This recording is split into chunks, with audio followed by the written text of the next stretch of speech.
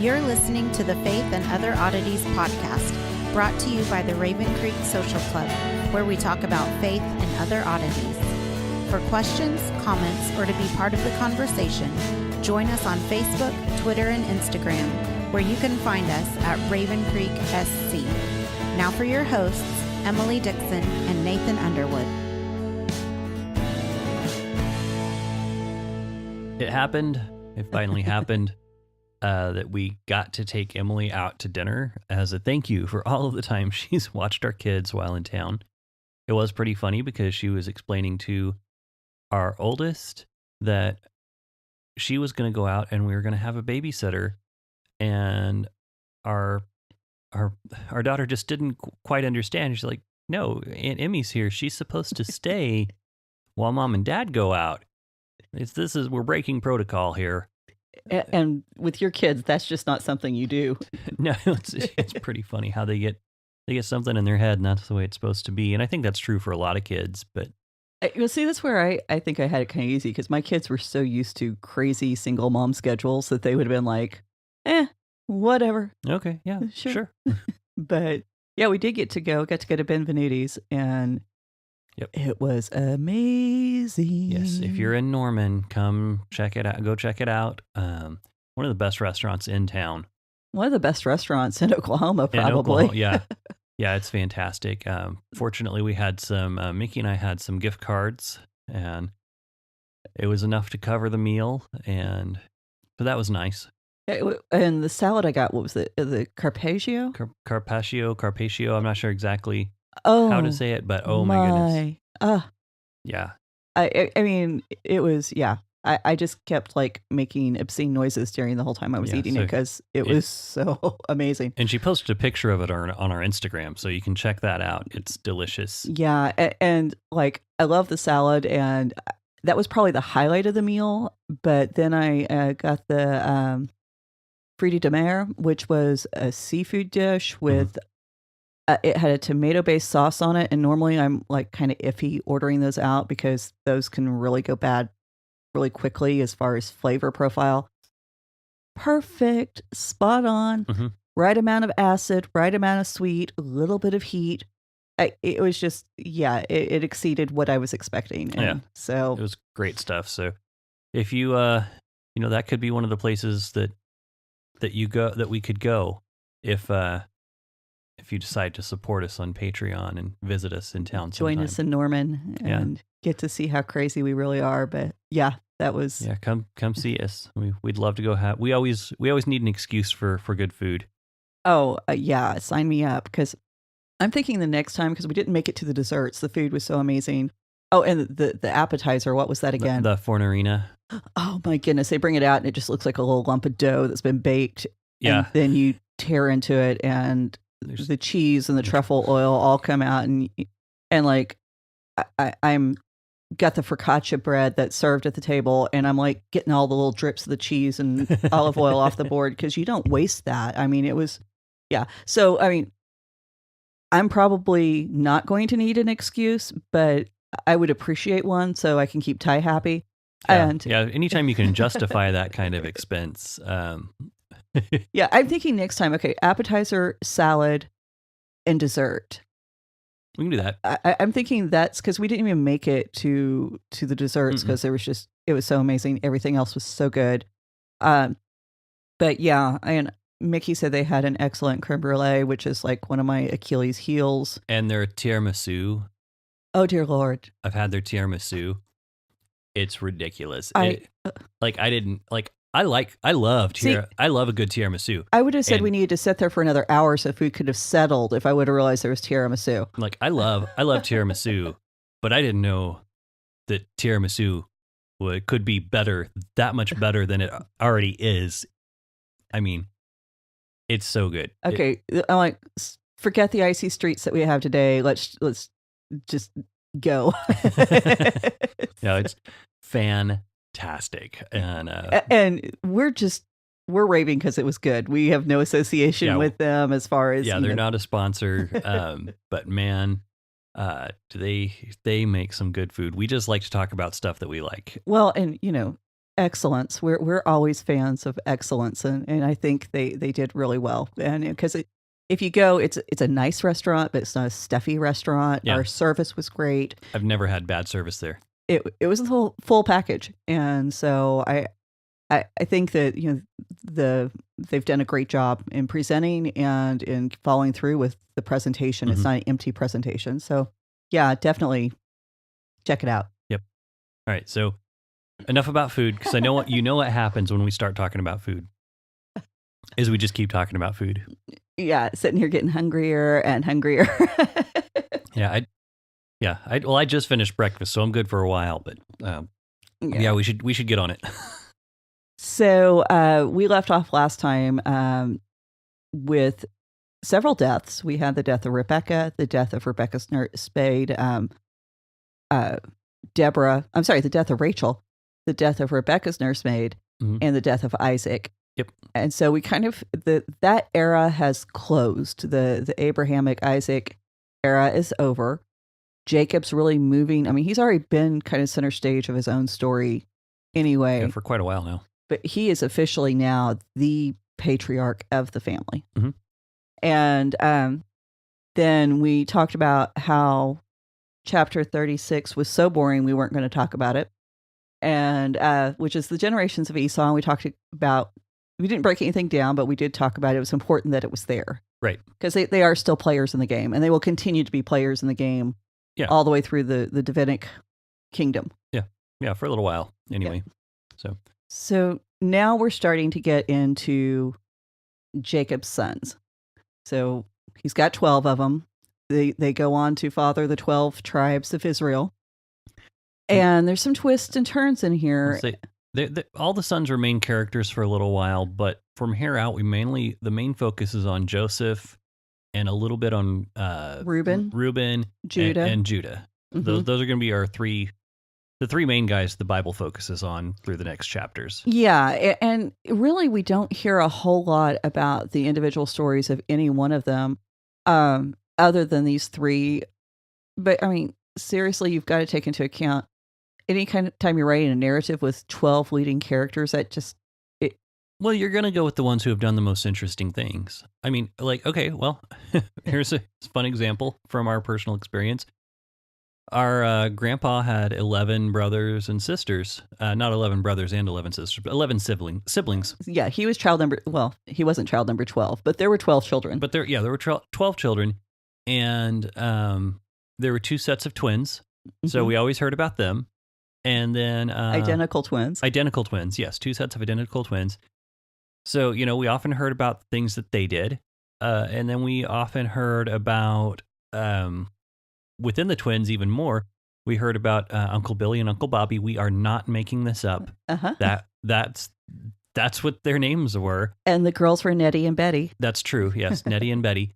But Billy and Bobby played with all the old Texas country swing bands. Mm-hmm. And so we heard about them because they did lots of interesting things. Now we heard about the rest of the family, and we interacted with them. We saw them on occasion.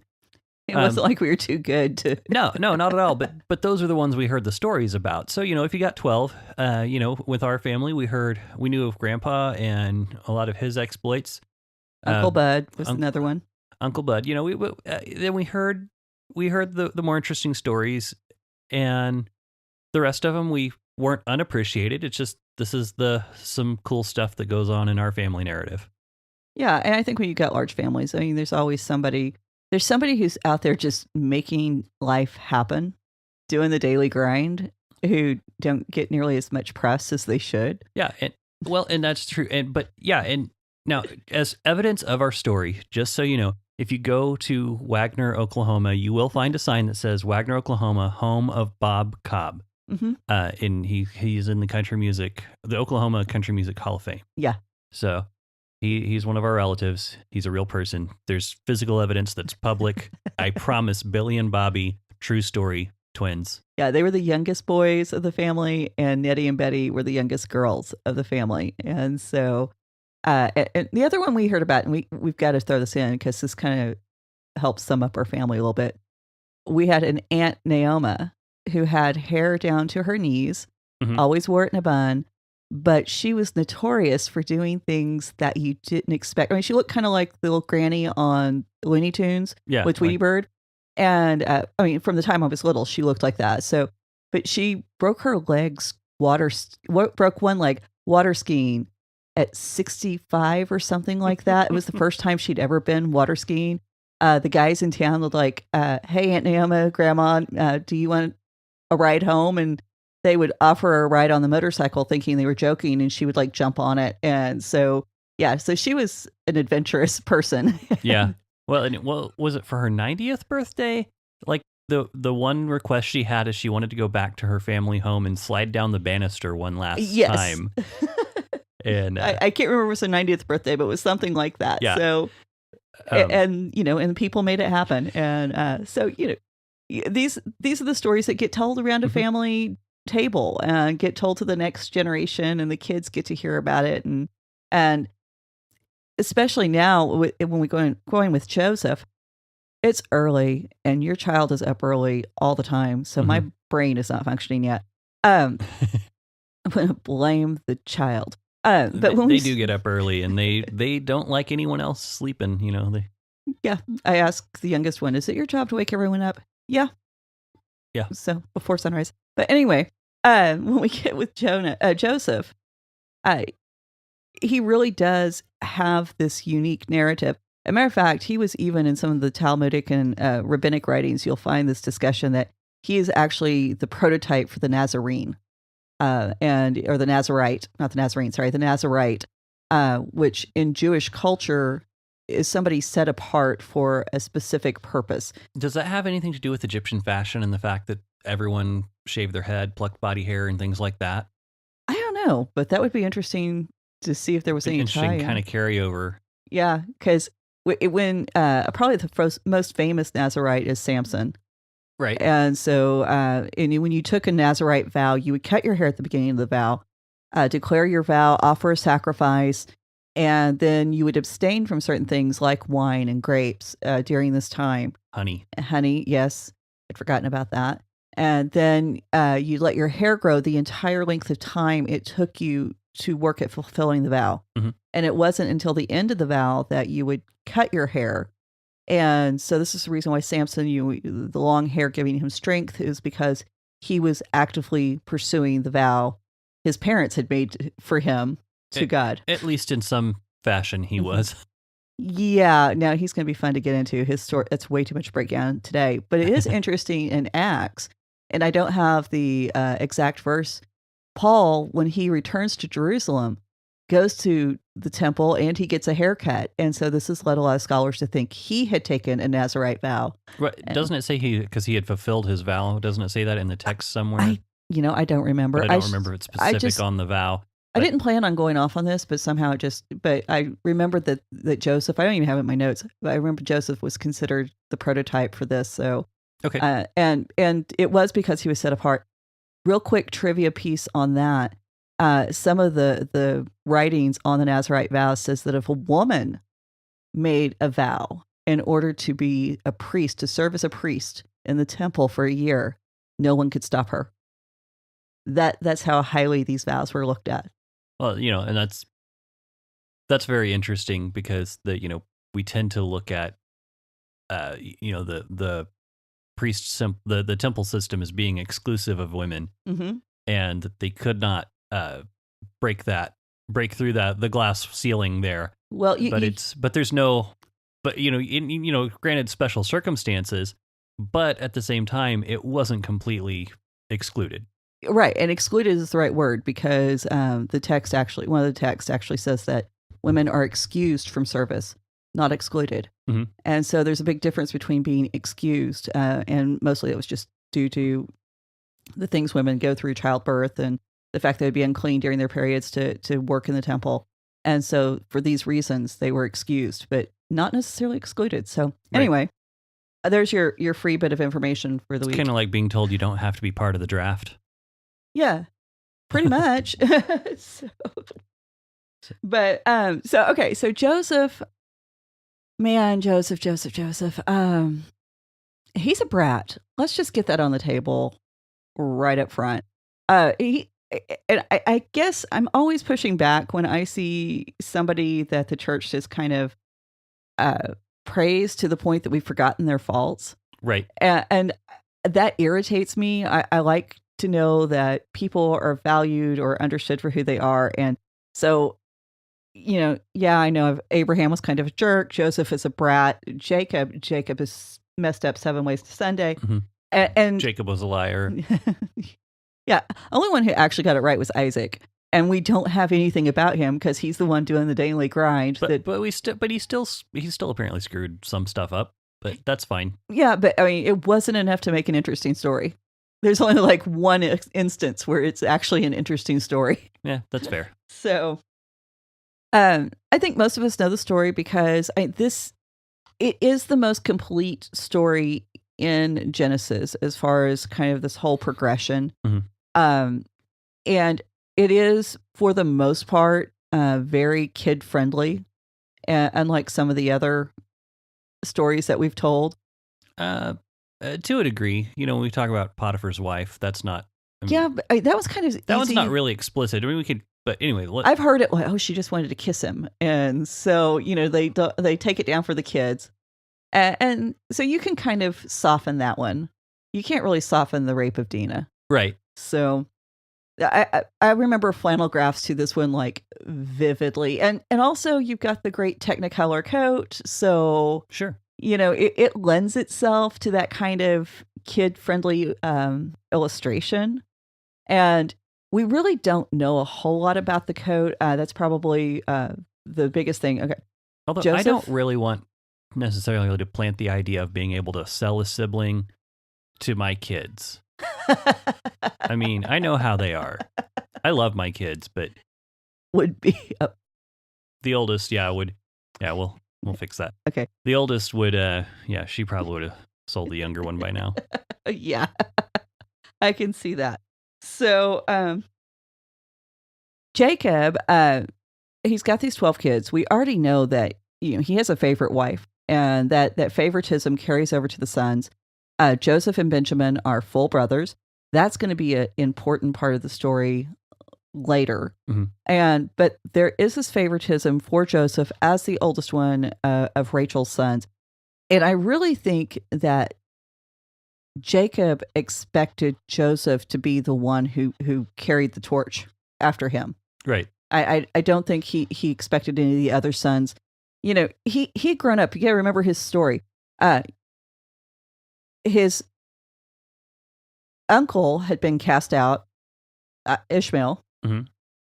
And so he had displaced, and Jacob himself had displaced his older brothers. Right. So there's no reason in Jacob's mind why Joseph can't step forward. Sure. Well, and the, I just went right out of my head. And even though he wasn't the youngest one, he's still called the son of my youth, or the son of my old age, or so. Mm-hmm. Yeah. So he kind of looks at him as the next one. Yeah, because wasn't Benjamin was the youngest, right? Benjamin was the youngest. Benjamin was the only one actually born in the land of Canaan. Now, I think it's interesting. He changes his name to son of my right hand, mm-hmm. And so I kind of wonder: is it like kind of one of those things where he's training Joseph up to try to take over? So he is sending him out to the fields. He is sending him out to oversee how things go. But he keeps Benjamin around as kind of his personal helper, and kind of training Benjamin up to be a helper to Joseph later. And this is speculation, questions that I'm asking. I don't have any. Well, I think we source see material. I think we see some evidence of that because when they do get to Egypt and Joseph asks them to bring Benjamin back, Judah offers this amazing speech, and he says basically their souls are so knit together. Mm-hmm. That if you took one from the other, he will die. And the he there is ambiguous. So Sure. We don't know if it's Jacob would die, or Benjamin would die. And so it's this idea that the two are almost identical. They're almost one person, right, because they're so close. So I think we do see that. I think it's often presented as a reaction to Joseph's quote unquote death. But there's a good possibility that that could have actually been Jacob's intent from the beginning. Sure. So no, but that, I mean, like I said, just speculation. I mean, there's enough there to speculate in that direction, but there's no, right. we don't have any proof. And even, the fact that he actually did name this child and he was a little bit invested in Benjamin early on might have actually caused him to be more affectionate from the beginning Right. of Benjamin's life. So we know that Joseph is, he's the favorite. Jacob gives him, the JPS calls it an ornamental tunic. And I like that phrase better than the coat of many colors, personally, because, it's ambiguous as to what exactly it might have looked like. But whenever you've seen some of those stitching patterns in some of the Middle Eastern coats, that's what I think of whenever I think of ornamental tunic versus coat of many colors. Yeah. I think of, right now, of course, I think of the rainbow dash hoodie that my youngest wears around. From My Little Pony, but that's neither here nor there. But I get a better image of something that's been sewn, stitched with fine ornamentation, kind of like a almost like a lace lattice work type things, and that. And that very may be what it was. We actually have some evidence from Egyptian tomb paintings, and let's see what else I got here. Egyptian tomb paintings from a place called Mari in southeast Syria that shows different kinds of garments, and they were ornately stitched. The Mari garments, which anybody who's studied Mari, that's Mari, if you study that, you're going to find that there's a lot of similarities in their culture and what we find in the Bible. And so they actually had more of like the patchwork that I think. That's what I think of when I think of Joseph's coat, is that patchwork with the many colors. It's probably because I read Grandma had a Joseph's comic book when I was a kid. Oh, that's and cool. There was a red corduroy patchwork quilt that stayed on the couch. I don't know if you remember that. It was always there. And so while I'm reading this comic book, this is what I'm looking at. And, and things like that impact the way we read the Bible. And it's just, for me, it's kind of cool that I actually know what it was that impacted, because most of the time these things just kind of float by and we don't realize that we're doing it. So he gets this ornamental tunic. Like I said, we've got some ancient ideas about what that may have looked like. And now, didn't you say the Hebrew there is it typically translates as a coat that goes to the hands and feet? Yeah, it would have like it has long sleeves and the palm of the hand or the sole of the feet, and it can also mean striped. So we have that aspect too. But these are men writing it. If a woman would have written this, you would have had the full breakdown. Yeah, probably. I know we aren't supposed to say things like that, but it's true. So we start out with, he's 17, and that's an important factor because that's going to help us understand some of his interactions with his brothers. And I think this is one of the reasons why we tend to give him a free pass sometimes when the attitude, because I don't think any of us who've ever dealt with a 17-year-old boy have missed the attitude. I mean, it's just in your face. You say there's a certain level of hubris that comes at that age. Oh yeah, oh yeah, and you kind of expect it. And I think if anyone's ever worked with boys, you kind of go, yeah, he's feeling his oats, and we're gonna. Well, and it's like, we used to haul hay, and Uncle Earl would bring some of the kids from high school where he was teaching out, and we have to tell everyone, hey, slow down, because they would try to start competing, and you're like, whoa. We can't get through the whole day. Slow down. We got to get through the whole day. We want to make sure no one gets hurt. No heat stroke. Yep. So. Yeah. And, I actually enjoyed that because I started hauling hay with them at 8. And so I knew what we were in for, and I weighed 70 pounds until my senior year. And so, yeah, they would come out and, oh, look, we're hauling hay. And then at the end of the day, I'm still going and they're dying. So, yeah. just to say, I have seen the 17-year-old attitude. I know what I'm talking about.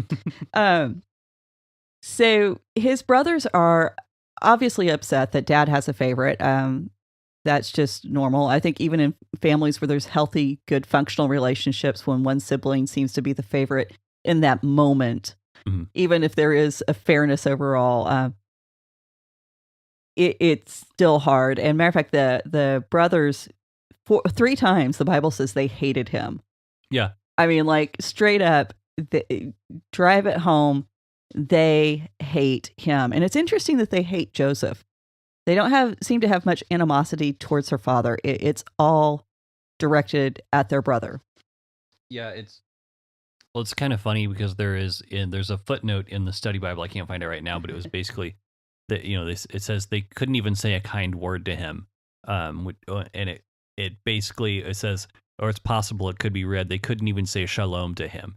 Like they couldn't even greet him properly. Yeah, that makes sense because I mean, they're getting ready to kill him. I mean, how mad are they? I might have hung you from the bunk bed by your underwear once, but I never attempted to kill you. No. So. Okay, so they have a plot to kill him, and then which one is it? Is it?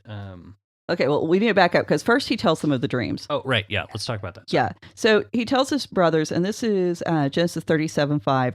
Once Joseph had a dream, which he told to his brothers, and they hated him even more. I mean, seriously, guys, don't do this. And he said to them, hear this dream that I have dreamed. There we were binding sheaves in the field when suddenly my sheaf stood up and remained upright, and then your sheaves gathered around and bowed low to my sheaf. And the brothers answered, do you mean to reign over us? Do you mean to rule over us? And they hated him even more for this talk about his dreams. So that's dream number 1. First of all, we can be glad Freud wasn't interpreting it.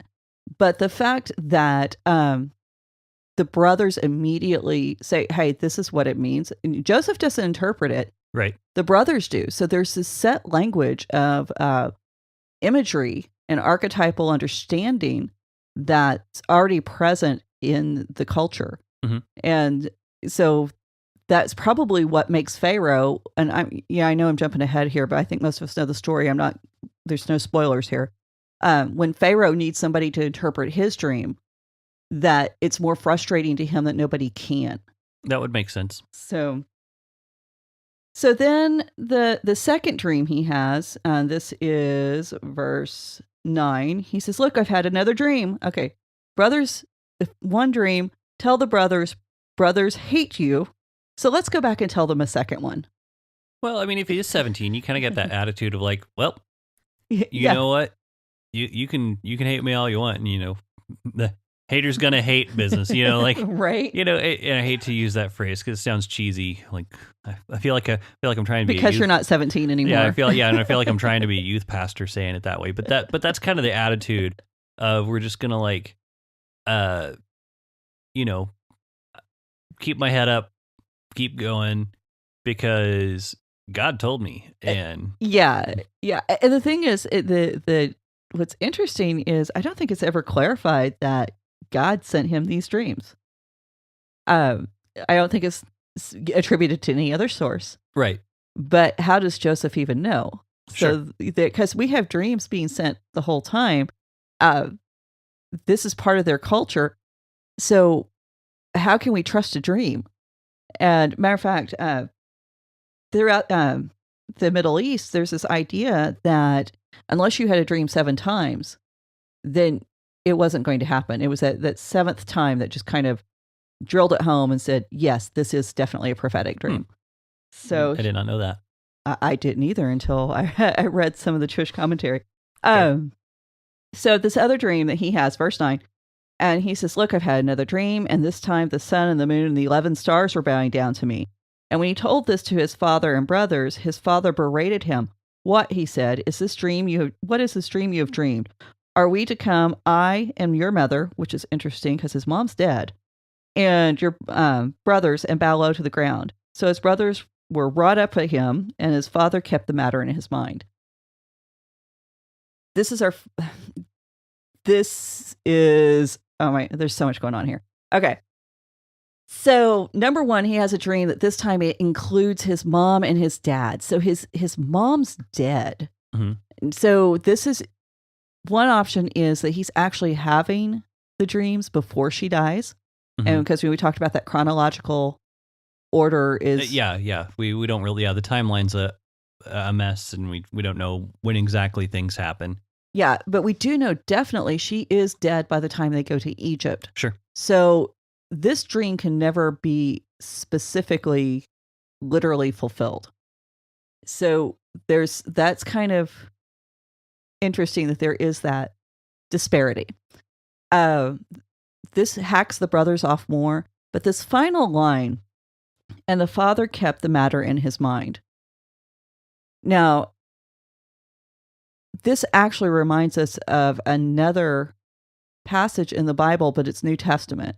And I'm just wondering if it clicked with you. Are you talking about Mary, where Mhm. she kept pondered these things in her heart? Yeah. Now, I do wonder too if there's some kind of Pharaoh imagery in there, talking about the sun bowing down, and maybe Jacob's missing the mark about the sun being him and the moon being the mother. Well, Joseph. And so I don't know. Like I didn't have a chance to jump into any of that. Well, when I Joseph was looking. does make the statement, "I'm Pharaoh's father," Right. and so it could be. That's a really good possibility. But we do know that Jacob does actually bow down to Joseph at one point. Right. And so, but again, that's where the ambiguity of the scripture kind of comes in, and it's like, okay, this could work, this could work, they could both work. Does one exclude the other? Right. Yeah. And- But I was just curious because we have the sun imagery so often affiliated with or associated with Pharaoh. Exactly. Yeah, we do have that with Pharaoh, and then Moon in a lot of cultures is actually a mother figure. So that's the reason why Jacob immediately goes there. Sure. The other thing that is pointed out, and I believe this was Rashi. You'll have to forgive me if I can't remember exactly. We didn't think we were going to record this many episodes, so we're just jumping in. Yep. So anyway, Rashi, I believe it was, who says that because Jacob held on to this, that he's actually wanting it to happen, that he's actually wanting Joseph to rise above his brothers. And he can't say that publicly. I mean, Jacob very much at this point, he is a peacekeeper. Mhm. Keep it on the down low. We saw that at Shechem. Simon and Levi, you've made me dirty. You've made me stink. He's worried about the reaction of the other cities. And so that impacted even how he treated his own daughter. Right. And so he's trying to keep the peace as far as visibly with the sons. And I think this is one of those obligatory parental corrections that we have to give one sibling in front of the rest of them so that we don't look like we're playing favorites so Right. much. Right. That makes sense. But But it seemed like at this point in the story, the damage is already done. I mean, as far as playing favorites. Yeah, it really is. But at the same time,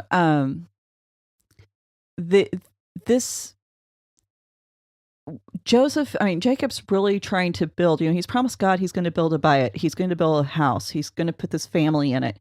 And you can't do that if the family's not unified. But the family can't be unified if one parent secretly wants one to do better than the rest.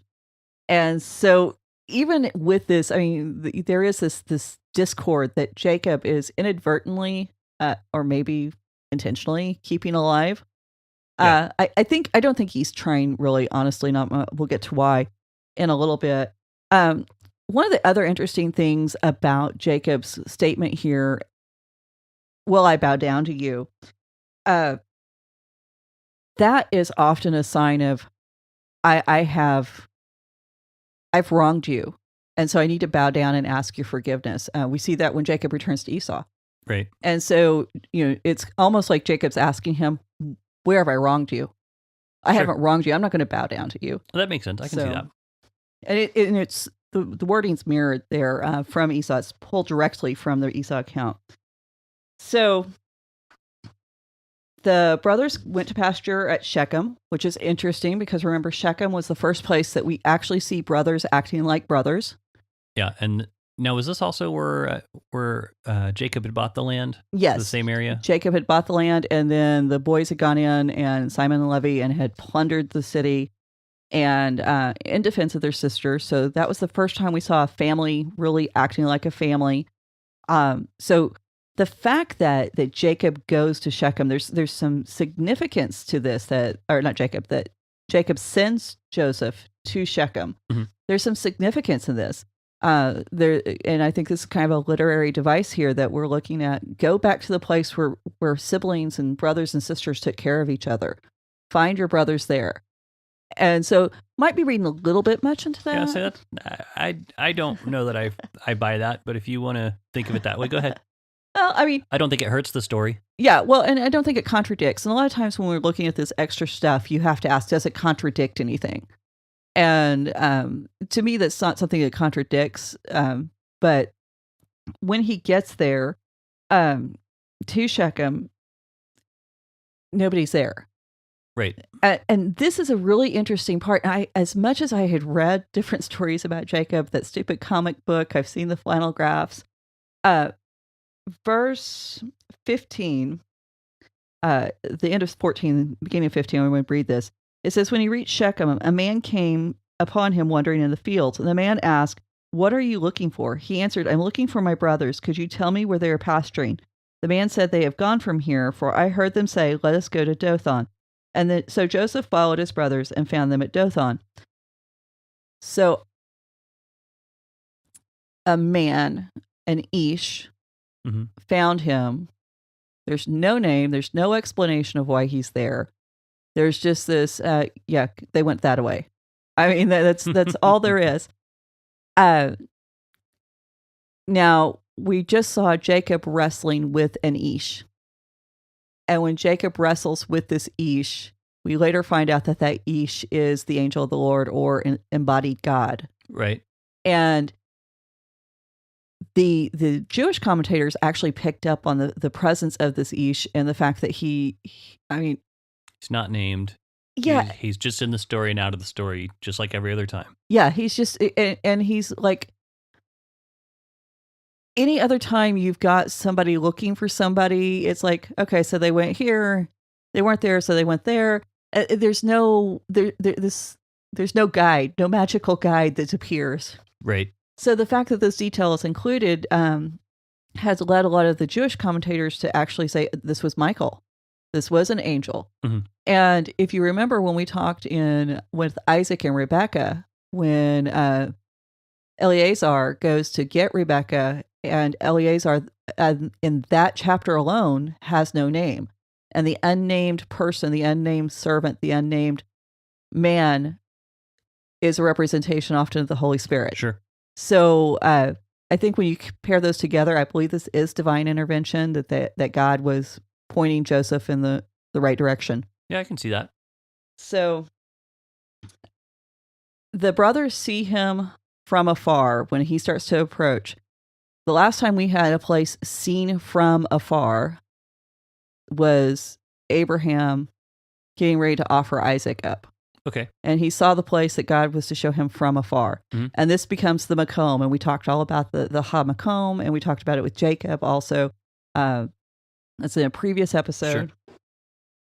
And so we have this tie, that's going to take us right back to that story of the binding of Isaac and the Akedah, which is the Akedah. Yeah. And so then we have the Joseph being ready to be sacrificed. Mm-hmm. Yeah. Or killed, just like Jacob, or like Isaac. Sorry, I've got my names all mixed up. But yeah, you have Joseph ready to be sacrificed, just like Isaac, or not sacrificed, but killed. And then you have someone stepping in to stop it. Yes, at the very last minute. And there's some confusion about that. The idea that this is the final story of Genesis. And so the writer at this point goes, we've got all of these major themes and major ideas, and we're going to pick them all up. We're going to wrap them all up together in this final great story. Mm-hmm. And so we see this over and over again. And so they see him from afar. They say, here comes the dreamer. Let us kill him. And Reuben hears it, and Reuben, he jumps in. This is one of the few times that Reuben actually jumps in and says the right thing. And he's Is it really the right thing? Yes, I think it's funny. He's like, let's not kill him, because after all, he's our brother. well, Let's just sell him. well, he's not selling. He just wants to put him in the pit now. Oh, that's right. Yeah, let's just put him in the pit. Yeah, because he doesn't want to shed the blood. That's right. That's right. I got.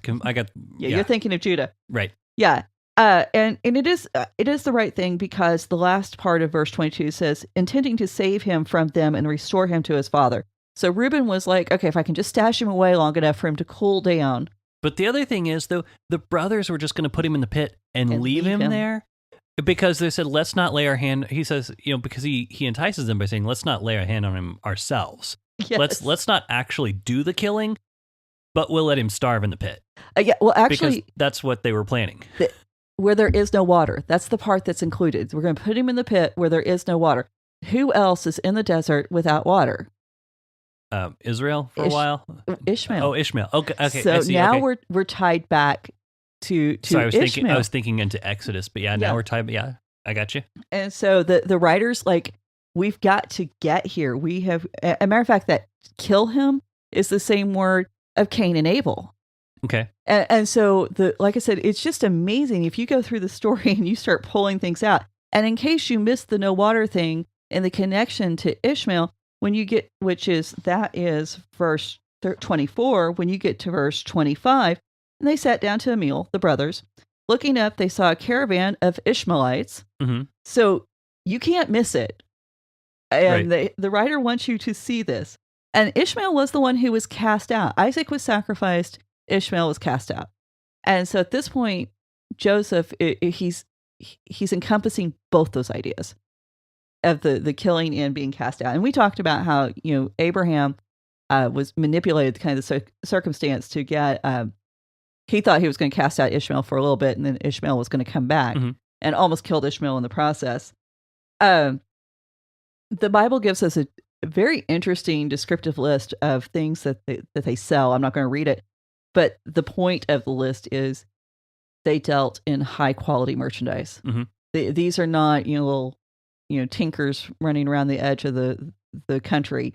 They have got good quality materials, and this is the reason why when they take Joseph into Egypt, he's going to end up in Potiphar's house. Yeah. So there's a reason there, and I love the fact that you kind of see this makes sense. Right. So, so this is when Judah says, "Hey, we don't have anything to gain. This really isn't helping us out to kill him. Yeah. So why don't we just sell him?" Yeah. And because that's much better. I mean, I mean, it is, but it isn't. I mean, at least he's alive, but at the same time, you're like, nah, well, we'll sell him into slavery because, that seems like a merciful way to go. Well, go back to Jacob and Esau when they come together at the first moment. They meet after Jacob came back from Laban. And he calls Esau my lord, and he wants to be a servant, and he offers to serve Esau, and all of this abject humility. And that's the beginning of this theme that's going to go through the rest of Genesis. It's better to live and be a servant than it is to die. Okay, that makes sense. And especially when you realize you're going right into Exodus. Yeah. And so, and we even see that picked up in the book of Esther. It's better to live as a servant than to die. Okay. I mean, I definitely will. I can see how that theme definitely connects to everything. Yeah. And I think there's probably something we could pick up as Christians and run with there, but we won't. You're not talking about any kind of semi-political statements? No, I was just thinking servant to all, and first and last, and being a decent person. And yep, that's fair. Yeah. So I thought it was interesting. They sell Joseph for 20 pieces of silver. Yeah. Specifically in the text. And so. And then then you're talking about comparing this to Jesus. An inflation has Jesus up to 30, apparently. But yeah, that's. Well, and the thing is, we can follow the inflation. We have enough records. Because what a lot of people don't realize about a lot of the archaeological records that survived, all this writing and math system was developed for one thing: to keep track of business. Yeah. Accounting, business transaction, all of that. So we know. Oh yeah, the earliest tablets we have are for people to keep track of cattle and property rights. And so yeah, it is pretty interesting that's we we have this great tool, and what do we use it for? Yeah, it's not keep for track art of our cows. Yeah, it was not for writing the myths and the epics and the poetry. It was really for counting cows. That could be a show. Okay, never mind. It's like a parody band. But we actually that specific number comes from Hammurabi, so pretty well attested to, not much in dispute. This type of slavery, again, we have lots of records that Egypt. They even had Asian slaves that were brought into Egypt and from all over different parts of Africa and Europe. So Egypt really was slave trade central. And so it would not be uncommon that they would have bought Joseph and he would have, whatever. He's just part of the crowd now. So, well, and buying and selling slaves at the time was not uncommon for pretty much any place in the world. It was pretty, yeah. And that's a whole hotbed topic. Maybe we'll cover that in a Patreon special. Button. Yeah. Different. Okay, sure. So, okay, but there is something positive in Judah's speech there, because for the first time, Judah is not. He's the out of all the siblings, he's the first one not to recognize the halves. He's our brother. There's no halves. There's no. Well, he's not really my brother, because remember when Abraham talked about Sarah? She's my sister, but she's the sister from my father, not my mother, so it's okay. And so before this idea that your sibling wasn't really your sibling unless you shared a mother. Mm-hmm. Now Judah's saying, hey, we can have the same father and still be the same be siblings from the same family. Okay. And so that is actually progress, even though it seems it seems like one of those things that shouldn't have to be spelled out. Is that kind of what you're saying? Well, and we grew up in a family with halves. And my extended family, not mom's brothers and sisters were she had a brother and a sister who were halves. But we did not know this.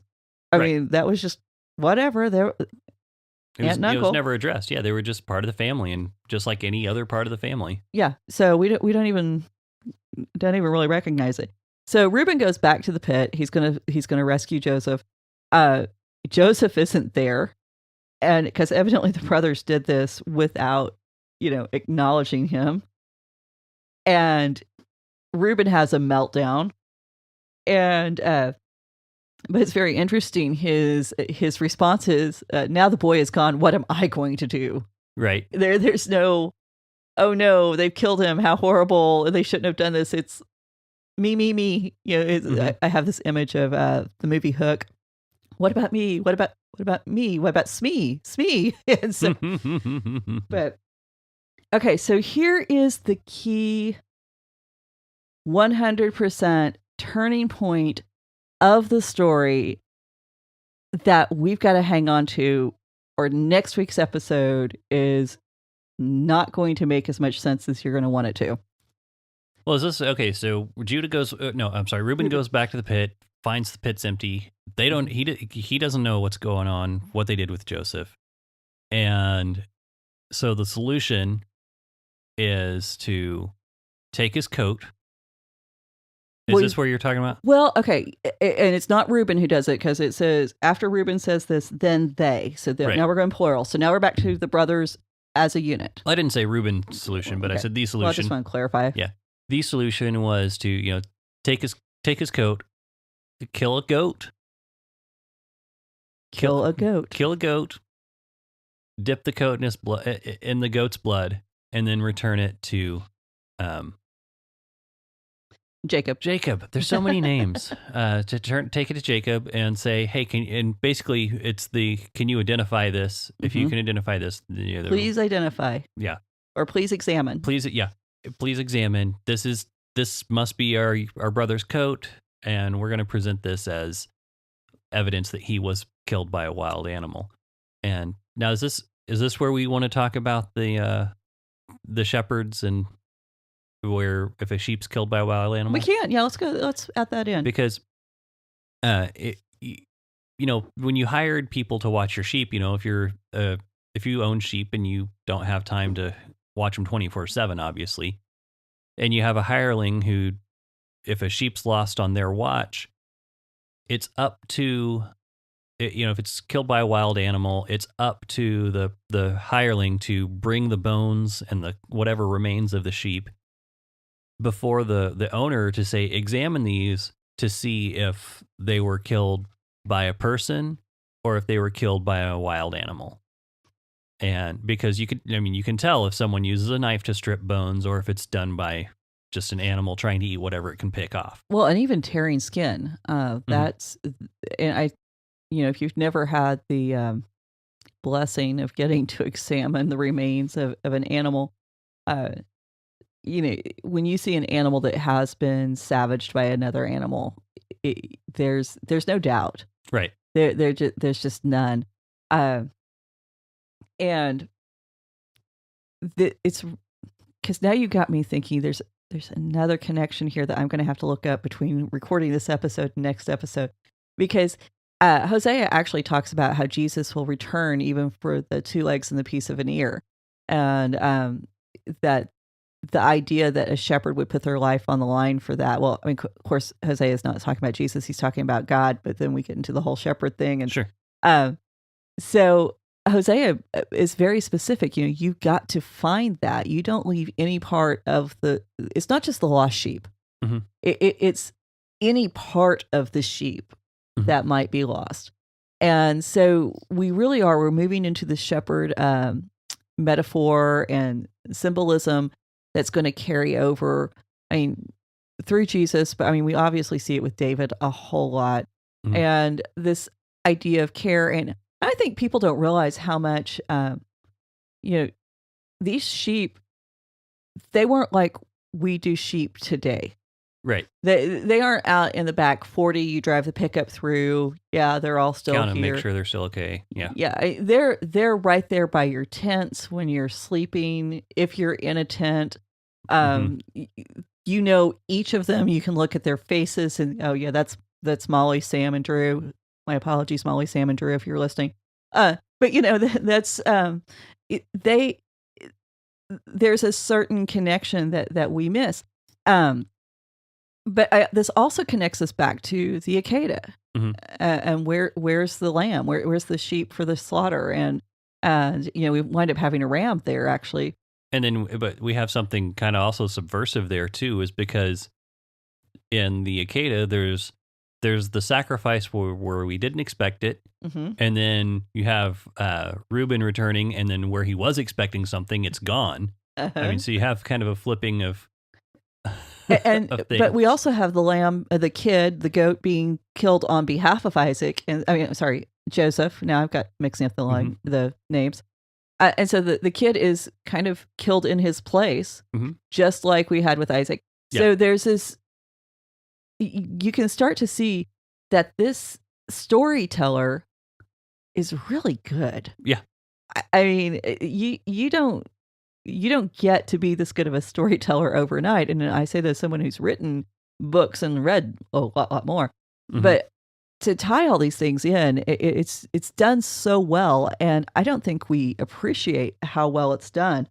But when they show this to Jacob, his reaction, he recognized it and he said, "My son's tunic, a savage beast devoured him. Joseph was torn by a beast. Jacob rent his clothes, put sackcloth on his loins, observed mourning for his son many days. All of his sons and daughters sought to comfort him, but he refused to be comforted, saying, No, I will go down mourning to my son in Sheol." Thus his father bewailed him. Now, where was this dad for Dinah. Right. This is the reason why the story of Dinah is so important, because you need to see that contrast, and you need to see that Jacob, there's more going on to him. There's some depth and dimension that we kind of miss. And he refused to be comforted, because if you received comfort, then he's accepting that Joseph is really dead. Mm-hmm. And when we get to Reuben's speech in Egypt, it sounds like Jacob has always kind of been holding out a little hope that there's something in him that's like, maybe he's alive. Mm-hmm. So he refuses to be comforted. I think it's also interesting that he is comforted by his daughters. Dinah's the only daughter named. Mm-hmm. So we got that interesting question. Were there girls? Were there more daughters than just Dinah? Mm-hmm. Or are they discussing the daughters-in-law? So there's kind of that question. And this is the reason why you've got to have Dinah in here to see how Jacob's going to progress, and how, to make you ask even that question. Is Dinah the kind of person that even after all of this, she was there to comfort her father? Right. And these things, they all play, but if we read through our Bible in that little standard, I gotta read a chapter every day, you're going to miss it. Yeah. You're going to totally miss it. But I do want to say, hang on to that phrase. Please identify, please examine, because when we come back next time, and we should probably go ahead and put a little note out here, because next week when we come in, we're actually going to be talking about Genesis 38, chapter 38. And this is the story of Tamar and Judah. Mm-hmm. It will be explicit. There's just no way to get around it. And this is kind of like a little interlude in the Joseph story, because it's like we're all caught up in the fate of Joseph. He gets sent down to Egypt, and now we're going to go catch up on, this subplot or something else going on. Mm-hmm. Yeah, but there's several years that pass between the time that Joseph goes to Egypt, so there's lots of stuff that happens. What? You mean it all didn't happen back to back in a space of? Yeah, it's about, they did it. This is an afternoon. This is just a regular afternoon for them. Yeah, so. Yeah, well, and I think that's one of the things that we have to watch out for. When we condense all this down, we start to think that, God's moving real quick. He's doing everything at a fast pace. Mm-hmm. And so when we say a prayer and we start to ask God to answer our prayers, it could be 40 years. This has been known to happen. Yeah, and the other thing is, when we read it all back to back really quickly, it kind of develops a feel of being kind of like a church play. Yeah. And it really... Well, it becomes propaganda. It flattens out. It becomes propaganda. It stops being transformative. It stops. It takes the artistry out of it. And I think the artistry is what makes it transformative. And that's, like you're talking about, just being a masterful storyteller in the writing. So and I almost forgot to point out one thing. This is our first mention of Sheol. Mm-hmm. In all the scriptures, this is the first time we get an idea that there is an afterlife, and that's important, because I think that's even part of Jacob's hope, that if there is an afterlife, then we're going to there's a chance of seeing Joseph again. But this first mention of Sheol, but isn't there a mention of being gathered to the fathers when Abraham died? Said he was gathered to his fathers. Yeah, but we don't really have a geography for that. We really that still could be very metaphorical, as in whatever is out there. So I mean, what I'm saying, there's not, Sheol starts to become a specific place. Okay. It's got geography, it's got depth, it's got scope, it actually has people in it. Abraham's bosom, we still aren't sure. And matter of fact, Sheol never really gets clarified. I always kind of saw it, and I could be wrong, but from what I've seen, I always kind of thought of it as just kind of a general term for the land of the dead. It pretty much is. And and again, that's still pretty vague, but Job 30 and 23 basically says everyone who's living is going to end up in Sheol. Mm-hmm. So we don't know who that is. We definitely know that some evil people end up there in torment, that there's things going on happening. But David lives there in peace. Samuel, whenever the witch of Endor calls him up, she calls him up from the land of Sheol. And it's also included with this pit of destruction idea. So the most accessible idea of it is that possibly Sheol's a place that there's a divider in. Right. That there's a divider in between the good and the bad. And this is led to a lot of speculation that honestly, there's no great answer for what Sheol is or how it plays into New Testament theology. Well, I personally think once we get out of once we die, we kind of go beyond, we kind of exist without and or beyond the veil, and we get to see how the universe actually works. Mm-hmm. And I think we have some very vague images of what the world looks like and how it functions, how the universe functions apart from what we consider the necessary rules of physics, and and the way we're used to things operating, and so I think we're going to be astonished once it happens. I think we're going to be it's going to be one of those things. It's like everything I thought that it was supposed to be or how it was supposed to happen is going to wind up not happening at all, and it's going to be something so much beyond what we expected. Or they're gonna happen, but they're gonna happen in a way that we didn't think was that we didn't think was possible. Yeah. And so when we talk about Sheol, the main reason I bring this up is that's not automatically hell. Sure. And I think that people need to remember, especially Christians, when we're reading this doesn't necessarily mean hell. One way to look at it too is that it could be where people before Christ were where they kind of waited for that redemptive act. I'm not sure how correct this is, but we do know that at the death of Christ, I mean, what he tells the thief on the cross, today you'll be with me in paradise. Mm-hmm. And Paul says, to be absent from the body is to be in the presence of the Lord.